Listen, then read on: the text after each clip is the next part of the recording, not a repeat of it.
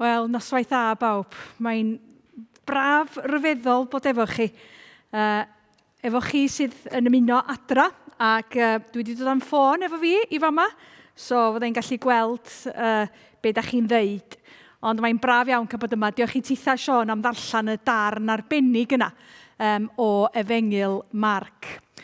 Rwan, ta pan ddari menna ofyn i fi ddod ar rhannu anogaeth felly. Wel, yr unig le oedd posib mynd oedd i sôn am atgyfodiad Iesu Grist, achos dyna lle mae'n gobaith ni. Ac a deud y gwir, faswn ni'n gallu ista lawr rwan a jyst deud, 3 gair sgynnau heddiw yma, a'r 3 gair ydy, mae Iesu'n fyw. A dyna lle mae'n gobaith ni. Mae'n andros o braf bod yma yng Nghaer Salem hefyd. Mae'n braf iawn cael bod adra yn dre, yn Gaernarfon. Nunlla gwell i fod. Ac na mae'n braf bod yn Caer Salem hefyd. Dwi'm yn gwybod os di eisiau rioed wrth y tir hys, neu os da chi'n gwybod, ond yn ôl y sôn, bron i ganrif yn ôl, mi gafon y nai ni i bedyddio yn y bedyddfaen tu nôl i ni. Ac felly mae'n braf iawn cael bod yma yn Nghaer Salem. Ond neges o anogaeth, neges o galondid, ydy mae Iesu yn fyw. Ond yr adnod dwi am i ni aros efo hi heno yma, ydy'r adnod honno. Wrth gwrs yma, llythyr cyntaf Paul at y Corinthiaid yn y 15fed bennod, a mae o jyst yn sôn am yr atgyfodiad ac yn sôn am rym yr atgyfodiad. Os ydyn ni'n cyhoeddi fod y Meseia wedi godi yn ôl yn fyw, sut mae rhai pobl yn gallu deud fod y rhai sydd wedi marw ddim yn mynd i atgyfodi? Ac felly dwi'n mynd i edrych ar 3 pwynt. Y pwynt cyntaf ydy grym yr atgyfodiad. Yr ail bwynt fydd gobaith yr atgyfodiad. Ac yna'r trydydd fydd cadarnhad o'r atgyfodiad. Wel, mae'r gwragedd yn y darlleniad, mae Sion newydd ei ddarllen, yn gofyn y cwestiwn. Mae'r gwragedd, Mair Magdalena, Mair mam Iago yn ôl Marc, yn gofyn pwy oedd yn mynd i dreiglo'r maen i ffwrdd oddi wrth ddrws y bedd i ni. Neu pwy sy'n mynd i rwlio'r garreg oddi ar y bedd i ni gael mynd i fewn, i wneud yr hyn sy'n weddus, i ni gael mynd i fewn i eneinio'r corff. Ac mae'r Efengylau gyd yn gwahanu ynglyn â pwy sy'n cael i henwi. Ond un peth ydyn ni yn gwybod ydy mae'r gwragedd oedd yno yn gyntaf. A'r gwragedd hefyd oedd yno fel oedd Iesu yn cael ei groesoelio hefyd. Ac maen nhw'n dod yn meddwl a'u calon yn drwm. Maen nhw'n teimlo rhyw ddwyster mawr. Maen nhw'n teimlo colled mawr. Ond maen nhw'n dod ar y cyfle cyntaf maen nhw'n gael, achos doedden nhw'n cael dod o'n cynt oherwydd i bod hi'n saboth. Ond maen nhw'n dod ar ddydd cyntaf'r wythnos, siŵr o fod yn oriau man y bora, i ddod i eneinio y corff. Felly a deud y gwir, cwestiwn ymarferol iawn, mae'r gwragedd yn ei ofyn yn ôl Marc. Fel ydyn ni wrth gwrs ferched yn gofyn lot o bethau ymarferol iawn. Ond maen nhw hefyd yn ddigon synhwyrol i wybod na fedra nhw ddim symud y garreg i hunan. Ond pwy felly? Pwy sy'n mynd i symud y garreg yma i ffwrdd o'r bedd iddyn nhw? Ac yn syth wedi Pedr ei adnabod, oedd Iesu fel yr un oedd Israel wedi ei alw. Yr un oedd Israel yn disgwyl ymlaen amdano fo. Yr un oedd wedi dod yn eneiniog Duw. Mi gofiwch chi, mae'r proffwydi yn sôn felly fel yma na edrych ymlaen am yr un. Ond i fod o wedi dod, ond ddim wedi cael ei adnabod. A dechreuodd esbonio iddyn nhw, mae Marc yn deud, dechreuodd esbonio iddyn nhw fod yn rhaid iddo ef, mab y dyn ddioddef yn ofnadwy. Byddai'r arweinwyr Iddewig, y prif offeiriad a'r arbenigwyr yn y gyfraith yn ei wrthod. byddai'n cael ei ladd, ond yn dod yn ôl yn fyw ddeuddydd wedyn. Ac yn sicr, da ni jyst yn gweld dro ar ôl tro, bod ni'n gweld y disgyblion yn teimlo'r cynnwrf anhygoel yma, dro ar ôl tro. Ond pan mae Iesu'n cyrraedd, a pan mae Iesu'n atgyfodi, dyn nhw ddim yn i'w adnabod o yn sydd. Os felly fod y disgyblion, y gwragedd a holl ddilynwyr Iesu yn gwybod i fod o'n mynd i ddod yn ôl yn fyw ar y trydydd dydd. Pam felly fod y gwragedd yn gorfod poeni pwy oedd yn mynd i symud y garreg oddi wrth y beth? Ei bod nhw'n gwybod ei fod am gyfodi, doedden nhw'n cweit yn gwybod chwaith. Ddim cweit yn disgwyl na fel hyn oedd hi'n mynd i fod. A da ni'n wedi bod yn ystod y flwyddyn dwytha yma mewn lle na ddaru ni rioed ddychmygu. Wrth ddod i fewn, mi ddaru bobl Gaernarfon weld Huw a finna'n swancio mewn car newydd. Car glas, car tawel iawn, car trydan a deud y gwir. Mae o'n posh iawn a deud y gwir chi. Ond mi gafon ni'r car newydd rhyw chydig ddyddiau cyn i'r clo cyntaf ddod. A di'r hen gar i'm di wneud lot o mileage, a deud y gwir, rhyw 2,000 mae o wedi wneud.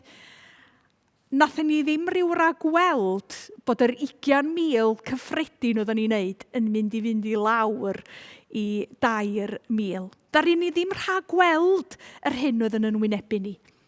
Da ni ddim rhagweld yr holl golledion da ni wedi glywed amdanyn nhw. Da ni ddim rhagweld yn bod nina hefyd yn mynd i fod yn brofedigaethus. Ond, roedd y ffaith fod y gwragedd yn gofyn y cwestiwn yn Efengyl Marc yn dangos i ni unai bod nhw ddim yn credu'n yr atgyfodiad, neu yn fwy tebygol fod i galar a'i sioc nhw wedi achosi iddyn nhw anghofio am ei addewid. Nid dim ond iddyn nhw, ond i'r byd yn gyfan. A tybad nad ydy'r maen wedi bod yn boen ac yn gwestiwn i nina hefyd. Yn bod ni wedi gofyn y cwestiwn. Ond ffrindiau, trigaredd Duw tuag ato ni, sydd wedi treiglo'r maen, ac wedi treiglo'r maen unwaith ac am byth. A da ni'n cael yn bendithio wrth erbyn trigaredd yr arglwydd. Ond hefyd, pan fyddwn ni'n dangos trigaredd tuag at eraill hefyd. Yn ystod y cyfnod dwytha yma, ac yn ystod y flwyddyn dwytha yma, dwi jyst eisiau rhannu rhywbeth eitha personol efo chi. Dwi'n teimlo bod fi wedi cael yn mendithio yn fawr. Dwi wedi deud ers blynyddoedd yr un hen gân yn bod ni'n y bywyd ysbrydol, bod ni byth yn aros yn yr un lle, bod ni unai yn symud ymlaen, neu bod ni'n symud yn ôl. Ond yn sicr dwi'n diolch i'r arglwydd am y flwyddyn dwytha yma. Am flwyddyn o gael just plod on. Ac yn yr plod on yna, os liciwch chi, mod i wedi cael yr amser anhygoel i fod yn myfyrio ar air Duw. Nid jyst gair Duw i ni, ond cair Duw yn siarad efo'n nghalon i, yn delio fo fi a'n ofnau, a'n amheuon ni. A dwi'n diolch am hynny. Ac un o'r profiadau hyfryta dwi wedi gael ydy bod yn ran o gymuned byd-eang. Dwi'n diolch i'r arglwydd wedi cael gwneud hynny drwy cymorth Cristnogol efo cynllun arbennig o'r enw Just Scripture, lle mae bobl ar draws y byd yn dod at ei gilydd i edrych ar air Duw efo'n gilydd. Ac dwi wedi cael ymuno fe eglwysi yng Nghenia, yn De Affrica, yn India, yn Guatemala, ac yn cael darllen ac astudio gair Duw efo'n gilydd. A deall gair Duw mewn cyd-destynau gwahanol hefyd. Ac yn ystod y flwyddyn, dwi wedi cael bod mewn 10 o wledydd. Dwi wedi bod yn Singapore, a gyda llaw mae o'n dipyn bach o joc yn tu ni. Achos wrth gwrs, os da chi eisiau ymuno efo'r eglwys yn fyd eang, rhaid chi fod yn barod i ymuno fo hi pryd maen nhw'n codi, a maen nhw'n codi ar amseroedd gwahanol i ni. Ond dwi'n deitha chi, mae dipyn o joc, yr Singapore noon time. Ia, rhyw awr eitha anifyr i ni ydi Singapore noon time, rhywbeth debyg i 5 o gloch bora. Da ni wedi cael galaru efo'r eglwys yn Japan. Da ni wedi cael llawenhau efo'r eglwys yn Jamaica, yn Taiwan. Dwi wedi cael ymuno efo'r eglwys yn India yn wythnosol, ac yn sicr y mae hynny yn dangos grym yr atgyfodiad i fi. Ac yn sicr, yr profiad ges i wythnos dwytha oedd y profiad fwyaf dirdynol y dwi wedi gael. Ond hyd yn oed yn y profiad dirdynol hwnnw, i fod o'n dangos pa mor rymus ydy'r atgyfodiad. Ac oedd hynny'n cael ymuno efo'r eglwys presbyteraidd yn Myanmar, a sgwrsio efo Lal Ramtanga, ysgrifennydd cyffredinol yr eglwys presbyteraidd yna. Ac a gwneud hynny drwy WhatsApp. Ac a gofyn iddo fo, be gwn i weddio drosto fo? Hys gyna ni ddim syniad mor anodd a chaled a dirdynol ydy hi ar eglwys Iesu Grist ar hyn o bryd. Ac ar yn brodyr anchwiorydd sydd yn gryddfan, sydd yn ofni am ei bywyda. Cael cyd gerdded y daith. Ac felly'r pwynt cyntaf wrth gwrs ydy grym yr atgyfodiad. Mae grym yr atgyfodiad i weld yn rhigaredd yr arglwydd. A trigaredd yr arglwydd sydd yn symud y maen. A mae'r amngel yn ymddangos yn y bedair Efengyl ac yn pwysleisio tystiolaeth yr atgyfodiad. Peidiwch dychryn, da ni newydd glwad Siôn yn darllen, peidiwch dychryn, meddai wrthyn nhw. Da chi'n edrych am Iesu o Nasareth gafodd ei groesoelio, mae o wedi dod yn ôl yn fyw. Dydy o ddim yma. Dydy o ddim yma. Ac yna, a mae o'n dweud fel hyn, edrychwch, dyma lle gafodd ei gorff ei roi i orwedd. Do mi fi farw Iesu ar y groes, ar ddydd Gwener. Ond rwan i bod hi'n ddydd Sul, yn ôl i addewid, mae o'n fyw. Tydi o ddim yn y bedd i mwy. Mae'r bedd yn wag. Ond os rhywun yn deitha chi, paid â dychryn, neu paid â bod ofyn, wel, da chi siŵr o ddychryn. Rwan, ta mae rhai ohonych chi sy'n nabod fi yn dda, dwch i ni gael gweld ar y grŵp chat, beth sy'n gynnau ofyn. Neu be am bobl sydd yma yn Caersalem, y band? Pwy sy'n gwybod beth sy'n gynnau ofyn? Adar. Ia, adar, da iawn. Adar, mae gas gynnau adar a chas perffaith. Dwi'n mynd cyn iawn ar warthag. Ond wir i chi, mae jyst meddwl am, fi sy'n Llandudno diwrnod o blaen ac oedd y gwylanod yn sglyfaethus. Dyna di dawnar go iawn am fod yn Llandudno, ac yn Aberystwyth hefyd. Mi welis i Meirio Morris yn Aberystwyth, ac oedden nhw'n bita chips. Wel, sori Meirion, sori os ydych chi'n meddwl bod fi'n swta fo chdi, ond serious, siarad efo chdi yn bita chips a gwylanod yn yr awyr, no chance. Ond os rhywun yn deitha chi, paid bod ag ofn, yna da chi'n mynd i fod yn ofnus. Ac dwi hefyd chi'n rhyw gryduras, dwi'n gwybod bod fi wedi reid rhyw joc bach ynglyn â, mae ni, Gwenith yn gwybod, ti'n iawn, mae Llanw'n gwybod madar, mae Gwenith yn gwybod am yr adar hefyd. Ond yn sicr, dwi'n gallu bod yn gryduras boenus iawn. dwi yn colli cwsg, dwi'n poeni am y plant, dwi hyd yn oed yn poeni am y ci, a dwi'n ddiweddar yma di dechrau poeni am y ffaith mod i'n poeni gormod. A dwi'n falch bod Menna'n nodio. Titha'n gryduras sydd yn poeni. Ond yma'r arglwydd yn deitha ni, peidiwch â phoeni. Gobeithiwch yna fi. Dyma'r ail bwynt ydy gobaith yr atgyfodiad. Amheuaeth. Mae'r diafol wrth ei fodd pam da ni'n ama. Ond ddeuddydd ynghynt, roedd ein pechoda ni a'r cyfan oedd yn gwahanu ni oddi wrth Dduw wedi ei groesoelio. A'r drydedd adnod yn Corinthiaid 15 yn deud bod y Meseia wedi marw dros yn pechoda ni, fel yr oedd yr ysgrifa sanctaidd yn ei ddeud. Ond pam nad oedd y gwragedd yn disgwyl ei fod wedi atgyfodi? Pam nad oedd yr disgyblion yn disgwyl amdano fo? Lli oeddan nhw? Pam bod pawb wedi mynd i ffordd ei hunan? Pam fod pawb yn ofnus? Mae yna chi dipyn o amhwyster ynglyn â'r benod yma, a'r darn ola yn Efengil Marc. Ac dwi licio, da chi'n darllen esboniadau ar y pethau yma, mae hwn yn cynnig hyn a mae hwn yn cynnig y llall.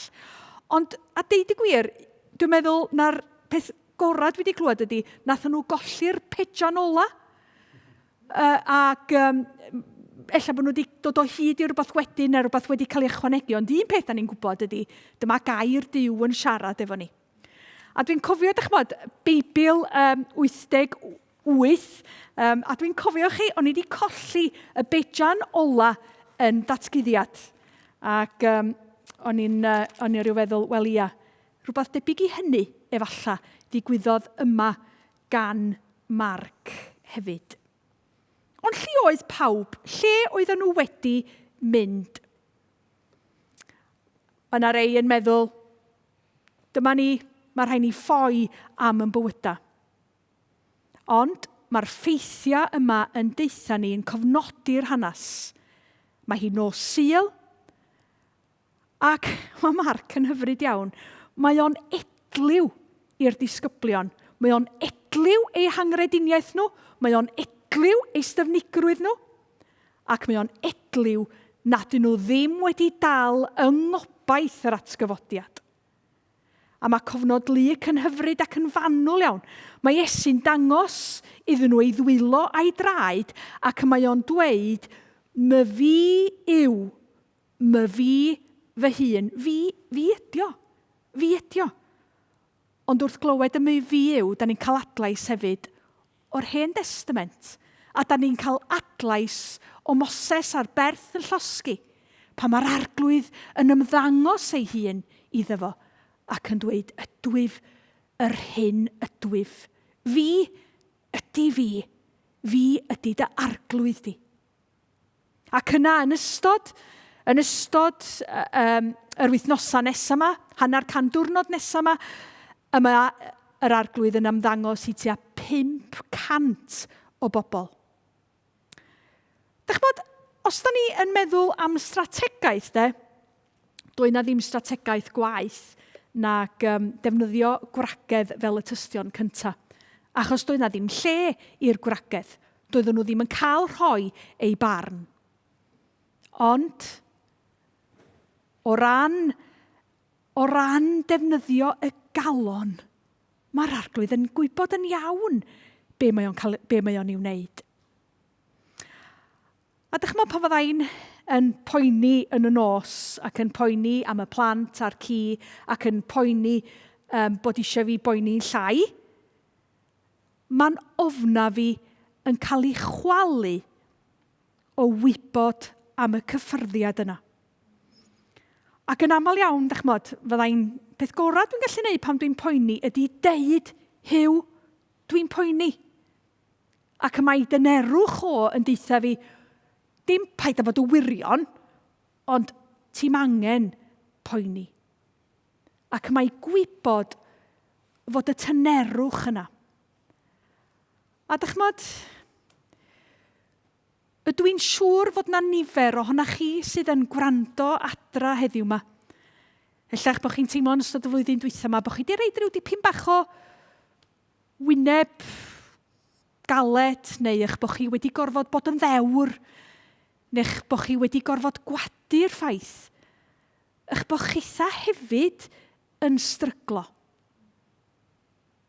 Ond ffrindiau annwyl. Y mae Efengil Ioan yn sôn am Thomas wrthyn ni hefyd.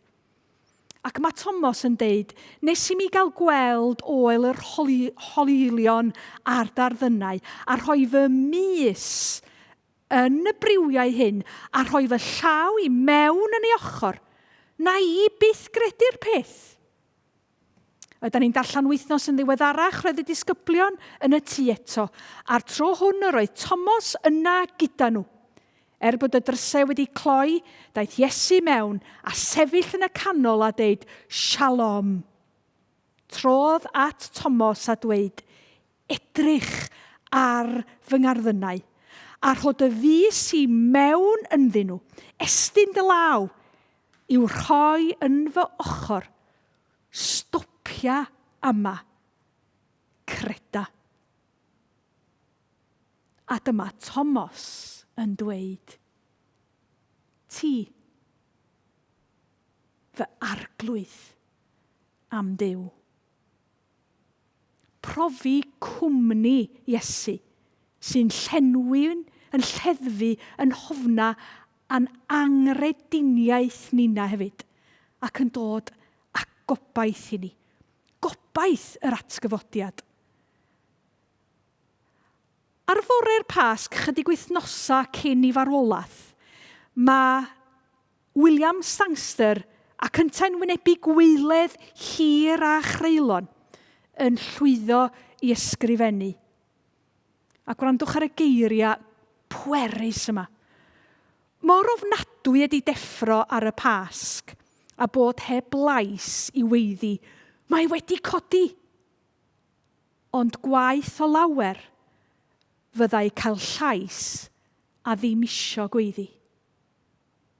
Gobaith yr atgyfodiad. Ac yna yn ola heno yma. Cadarnhad yr atgyfodiad. Ac i mi, y mae y cadarnhad i'w gael yn y Comisiwn Mawr. Ewch i gyhoeddi'r newyddion da i bawb drwy'r byd i gyd. Rhannwch am y gobaith, rhannwch am y cysur sydd i'w gael, o dderbyn fod Iesu wedi atgyfodi. Fod o wedi gwneud bob dim yn iawn. A da ni'n gweld natur gwasanaethgar yr arglwydd. Yr un natur yda ni wedi clywed amdano fo ddeuddydd ynghynt. Ac y Meseia yn sôn amdano fo fel Iesu fel yn gwas dioddefus. Ar ôl dioddef i gyd, bydd yn gweld be wnaeth, a bydd yn gwbl fodlon. Bydd fy ngwas cyfiawn yn gwneud llawer o bobl yn gyflawn ac yn cario baich eu beiau ar ei ysgwyddau. A dyna i chi sioc oedd ei ddilyn wedi'r atgyfodiad. Yn cychwyn o Jerusalem, yn mynd i ledu ei basio o berson i berson. Ac 100 diwrnod yn ddiweddarach yn Jerusalem, y mae yna 2,000 o bobl o bob cenedl oedden nhw'n gwybod amdano fo yn yr ardal hynny, o dan y ne, yn cael ei llenwi fo'r ysbryd glân, ac yma'r eglwys yn cael ei geni. A be di gwaith yr eglwys? Gwaith yr eglwys ydy gogoneddu Iesu Crist. Ac yma nerth yr atgyfodiad yn perthyn i ni yma yng Ngwyl Llanw heddiw yma, a mae o'n perthyn i chi gyd sydd yn mynd o adra, mae o'n perthyn i nina sydd yma yng Nghaer Salem hefyd. Achos mae Iesu isio bod yn y canol.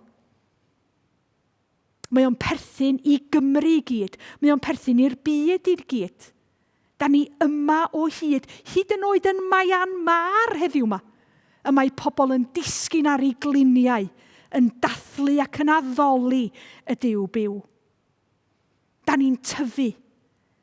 Da ni'n cynnig ac yn cyflwyno cyfaill na fi ei debyg, un sy'n yn gyfaill i gasglu'r trethu, i buteiniaid a phechaduriad, ac un sy'n gas ganddo fo yn agwedd feirniadol ni tuag at eraill. Ac ydym ni'n gweld yn y comisiwn mawr o hyn ymlaen aeth y disgyblion allan i bregethu ym mhob man. Roedd yr arglwydd yn gweithio gyda nhw ac yn cadarnhau fod y neges yn wir drwy'r arwyddion gwirthiol oedd yn digwydd yr un pryd. Cadarnhau fod y neges yn wir. A dyma ni wedi gwneud cylch cyfan. A dwi'n gobeithio bod fi wedi bod yn rhy hir, ond dyma ni wedi gwneud cylch cyfan. A da ni'n dod yn ôl i'r adnod honno ni'n cychwyn efo hi. Os yda ni'n cyhoeddi fod y Meseia wedi dod yn ôl yn fyw, sut mae rhai pobl yn gallu deud fod yr rhai sydd wedi marw ddim yn mynd i atgyfodi. Grym yr atgyfodiad, gobaith yr atgyfodiad, cadarnhad o'r atgyfodiad. Ond mae Iesu ei hun yn dweud, fi ydy'r atgyfodiad a'r bywyd, a bydd pawb sy'n credu yno fi yn dod yn fyw iddyn nhw farw. A bydd y rhai sy'n fyw ac yn credu yno fi ddim yn marw go iawn. Wyt ti'n credu hyn? Wyt ti'n credu hyn? Wyt ti'n gallu deud efo Thomas hyn yma, ti yw fy arglwydd am Duw. Ffrindiannwyl, mae wedi bod yn flwyddyn galad arno ni gyd. A ffrindiannwyl, os ydych calonna chi wedi oeri yn ystod y flwyddyn yma, dwi am i chi wybod fod Duw yn drigarog ac mae Duw a'i freichio ar led yn deud, tyd yn ôl atai, tyd yn ôl i'n nghôl i. Tyrd i fi gael dy garu di. Dwi ddim di stopio dy garu di. Ond dwi am i ti wybod hynny. Rhyfeddod Mair Magdalen, Mair mam Iago, y gwragedd y disgyblion ar 500 o welodd yr Iesu yn dilyn yr atgyfodiad. Ond dwi'n gweddio hefyd y bydd rhai ohonoch chi sy'n teimlo'n unig, pob un ohonoch chi, y rhai sy'n ama yn eich calonna, yn derbyn cadarnhad o'r atgyfodiad. Ti yw fy arglwydd am Duw. Dwch chi'n ei blygu pen. O Dduw ein tad nefol, da ni'n rhoi diolch i ti fod Iesu yn fyw. Da ni'n rhoi diolch i ti fod grym yr atgyfodiad mor rymus heddiw yma ac oedd o yn ystod y pas cyntaf hwnnw. Da ni'n diolch i ti fod y gobaith yn eiddo i ni hefyd. A da ni'n diolch i ti fod y eglwys yn fyd-eang a dy eglwys di yma yng Nghymru yn dangos i ni drachefn ac yn cadarnhau ni o datgyfodiad i. O arglwydd derbyn ni fel ac yr ydyn ni, yn union fel ac yr ydyn ni. Da ni'n wan, da ni'n llesg, ac ydyn ni eisiau pwyso yn llwyr arna ti. Halleluia, mae'r bedd yn wag. A da ni'n gofyn hyn yn enw ein harglwydd hatgyfodedig yn enw Iesu Grist. Amen.